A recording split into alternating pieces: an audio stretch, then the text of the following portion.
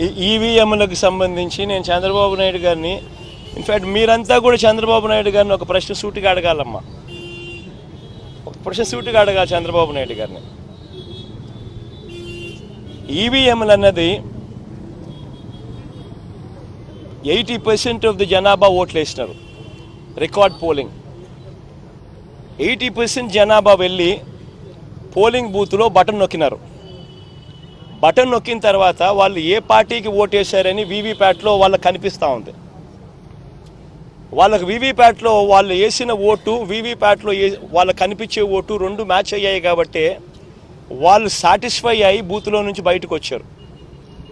ఈ 80% మంది ఎవరైతే ఓటేశారో ఎవడు కంప్లైంట్ చేయాల, ఏ ఓటరు కూడా కంప్లైంట్ చేయాల. ఇప్పుడు నేనున్నాను, వెళ్ళి నేను ఫ్యాన్ గుర్తుకు నేను నొక్కిన తర్వాత వీవీప్యాట్లో నాకు సైకిల్ గుర్తు కనిపిస్తే నేను ఎందుకు గమ్మనుంటా?